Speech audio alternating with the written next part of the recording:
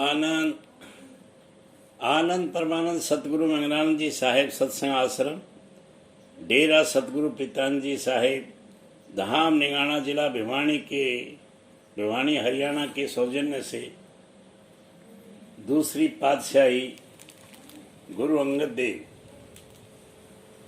मन उठे सो सामने आए। एक दिन रोजमर्रा की तरह लैना मुंह अंधेरे सोकर उठे तो अचानक उनके कानों में गुरु नानक देव की वाणी पड़ी। गुरु नानक की वाणी को कोई मधुर कंठ से गा रहा था। लैना घर से बाहर निकले और उन सबरों का पीछा करते हुए अपने पड़ोसी जोधा के घर जा पहुंचे। जोधा गुरु नानक का शिष्य था। वह प्रतिदिन भोर के समय गुरबाणी का पाठ किया करता था। गुरबाणी के शब्द लैना के जहन में भीतर तक उतरते चले गए। वह वास्तव में बोल उठा। उसने जोधा से पूछा, भाई जोधा, तुम ये क्या गा रहे हो? ये गुरबाणी है। जोधा ने लैना को बताया, मेरे गुरु नानक देव अपनी इस वाणी में उपदेश देते हैं, मैं उन्हीं के शब्दों को गा रहा हूँ। क्या मैं तुम्हारे गुरुदेव से भेंट कर सकता हूँ? हाँ हाँ, क्यों नहीं कर सकता। उनका दरबार तो सभी के लिए खुला है। इन दिनों वे करतारपुर में रहते हैं। लैना अपने घर लौट आया। उसके मन में गुरु नानक देव के दर्शन करने की ललक जागृत हो उठी। वह सोचने लगा कि जिनके उपदेशों में इतनी मिठास है वे अवश्य महान संत होंगे। उनकी वाणी में कितनी शांति है, कितना प्रभाव है। उसका मन गुरु नानक के दर्शनों के लिए बेचैन हो उठा। कुछ दिन बाद ही नवरात्रि का समय आ गया। नवरात्रि में प्रतिवर्ष की भांति इस बार भी लैना अपने संगत के साथ देवी दर्शन के लिए चल पड़ा। देवी के मार्ग में ही मार्ग से 3-4 कोस दूर के फासले पर करतारपुर था।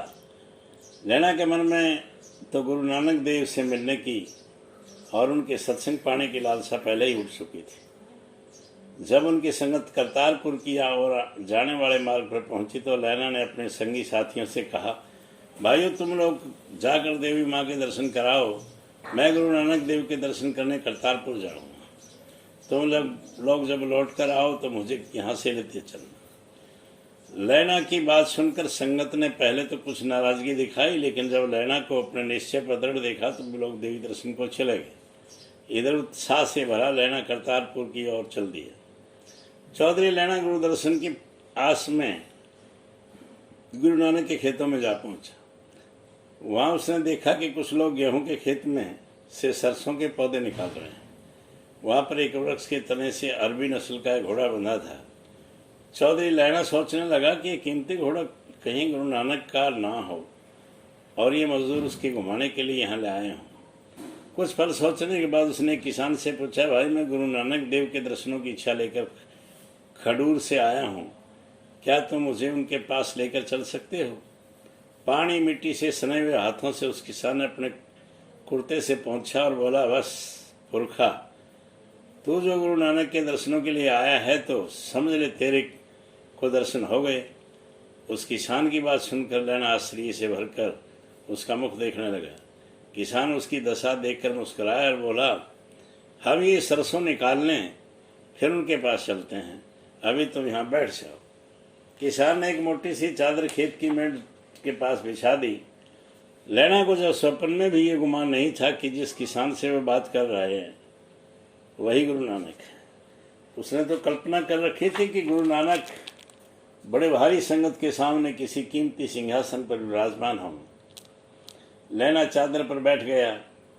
गुरु नानक के साथ जो उन किसान सरसों निकाल रहे थे वे चुपचाप देखते रहे। कुछ देर बाद काम समाप्त करके गुरु नानक ने सरसों की गट्ठर दूसरे किसानों के सिर पर रखवा कर गाँव की ओर भेज दी और स्वयं घोड़े को खोलकर लैना के पास आए और बोले, भाई पुरखा, तुम इस घोड़े पर चढ़ जाओ, हम यहाँ से सीधी गुरु नानक देव के पास चलेंगे। लैना पहले तो हिचकिचाया, पर जब गुरु नानक ने बताया कि घोड़ा उनका नहीं साधु संगत का है तब लैना घोड़े पर चढ़ गए। गुरु नानक ने घोड़े की लाश पकड़ी और चल दी। लैना सोचता रहा कि घोड़ा बाहर से आने वाले लोगों के स्वागत के लिए रखा गया होगा। यह सिख भी संगत की सेवक मालूम देता है। कुछ देर बाद गुरु नानक लैना को लेकर डेरे पर पहुंचे। लोग उन्हें आश्चर्य से देख रहे थे।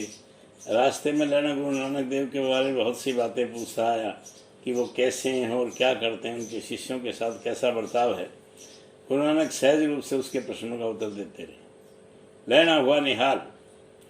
डेरे पर पहुंचकर गुरु नानक ने लहणा को दूसरे सेवकों के साथ करते हुए कहा, भाई ने भोजन कराओ और आराम करने के लिए मंजी चारपाई डाल दो। शाम को गुरु संगत के समय ने गुरु दर्शनों के वास्ते ले आना। लेकिन लहणा ने कहा, नहीं, पहले मैं गुरु जी के दर्शन करूंगा, बाद में भोजन करूंगा। गुरु नानक देव के क्रियाकलापों को वहाँ कितने ही लोग हैरानी से देख रहे थे, कोई कुछ नहीं कर रहा था। तब गुरु नानक देव ने लहणा को संगत के स्थान पर लाकर बैठा दिया और बोले, तुम यहाँ बैठो, मैं गुरुदेव को लेकर आता। इतना कहकर गुरु नानक देव भीतर घर में चले गए। कपड़े बदलकर वापस आए, तख्त पे जा बैठे। सभी श्री गुरु जी की जय जयकार करने लगे। यह देख कर लहणा घबरा कर उठ खड़ा हुआ कि आंखों से अश्रु प्रवाहित करते हुए गुरु नानक देव के चरणों में गिर पड़ा और बोला, हे गुरुदेव, मुझे क्षमा करें, मैंने आपको नहीं पहचाना। आपने भी मेरी इतनी कड़ी परीक्षा क्यों ली? गुरु नानक देव मुस्कुराए और बोले, भाई, मैंने तुम्हारी कोई परीक्षा नहीं ली, मैंने तो अपना सेवा धर्म निभाया है। तो मेरे अतिथि हो, अतिथि की सेवा करना हमारा धर्म है। लहणा ने गुरु नानक देव के चरण नहीं छोड़े और उन्हें अपने सुरों से भिगोता रहा और बोला, गुरु जी, जब तक आप इस लहणा को अपनी सेवा में नहीं ले लेंगे, तब तक मैं आपके चरणों को नहीं छोड़ूंगा। गुरु नानक देव ने लहणा को आशीर्वाद देकर उसे निहाल कर दिया। उस दिन के बाद लहणा ने निश्चित कर लिया कि अब से गुरु को छोड़कर कहीं नहीं जाए। उनके वाणी के अनुसार ही लहणा ने अपना जीवन यापन करने का संकल्प कर लिया। चिंतपूर्णी माता के दर्शन करके उनके साथ ही लौटकर करतारपुर में लहणा को लेने आए, किंतु लहणा ने उनके साथ वापस आने से इनकार कर दिया और उन्हें वापस घर भेज दिया। लहणा तन मन से गुरु नानक देव की सेवा में लग गया। वह गुरु के प्रति इस तरह भक्ति में हो गया जैसे वह उन्हीं का एक अंग बन गया हो। गुरु का हुक्म उसके लिए आदर्श वाक्य बन गया। लहणा की सेवा में गुरु नानक देव ने अपने मन में निश्चय कर लिया था कि वे अपने बाद अपनी गद्दी लहणा को ही देंगे। लेकिन गुरु नानक देव की पत्नी को यह अच्छा नहीं लग रहा था। वे चाहती थी कि उनके पति की गुरु गद्दी उनके दोनों पुत्र में से किसी एक को मिले, लेकिन गुरु नानक की दृष्टि में दोनों पुत्र गुरु गद्दी के योग्य नहीं थे। फिर भी उन्होंने अपने शिष्यों की कई तरह से परीक्षा लेने की ठानी। एक बार गुरु नानक ने उनकी परीक्षा लेने के लिए गंदे नाले में एक बर्तन फेंक दिया और अपने दोनों पुत्रों से उसे निकाल लाने को कहा, लेकिन दोनों पुत्रों ने ऐसा करने से इनकार कर दिया। जब उन्होंने लहणा को इशारा किया तो भाई लहणा कपड़ों सहित नाले में कूद पड़ा और कुछ ही पलों में बर्तन निकाल कर ले आया और उसे मांझ कर तथा धोकर गुरु जी के सामने रख दिया। इसी तरह एक बार सर्दी की भयानक रात में गुरु नानक ने अपने पुत्रों से नदी की पर कपड़े धोकर लाने को कहा, लेकिन उन्होंने साफ इनकार कर दिया। भाई लहणा से जब गुरुदेव ने कहा तो आधी रात में ही नदी पर जाकर वस्त्र धो लाया। तीसरी बार आधी रात को जब तेज बारिश पड़ रही थी तब गुरु नानक ने अपने बेटों से एक दीवार बनाने के लिए कहा, लेकिन दोनों पुत्र मुंह बिचकाकर चले गए। लेकिन लहणा ने तेज बारिश की परवाह नहीं करते हुए रात भर में अकेले दीवार बना दी। मुर्दा जब हलवा बना। एक बार गुरु नानक अपने शिष्यों को लेकर जंगल में गए और एक लठ से सभी को पीटना शुरू कर दिया। शिष्यों ने समझा कि गुरुदेव पागल हो गए हैं। वे सिर पर पैर रखकर भाग खड़े हुए। जो बाकी बचे थे उनकी ओर गुरु नानक ने अपने जेब से निकाल कर सोने की असरफियाँ फेंकनी शुरू की तो सभी उन असरफियों को लूट कर भागने लगे। लेकिन लहणा एक और खड़ा रहा। वह गुरु से पिटा भी, पर उसने उफ तक नहीं की और न लालच में पड़कर असरफियाँ उठाने के लिए दौड़ा। गुरु नानक देव उसे छोड़कर आगे बढ़ गए। वे जंगल में एक ऐसे स्थान पर जा पहुँचे जहाँ एक आदमी का शव पड़ा था। गुरु नानक ने अपनी चादर उस शव पर डाल दी और एकमात्र लहणा को अपने पीछे आया देखकर कहा, ये मुर्दा खाओ।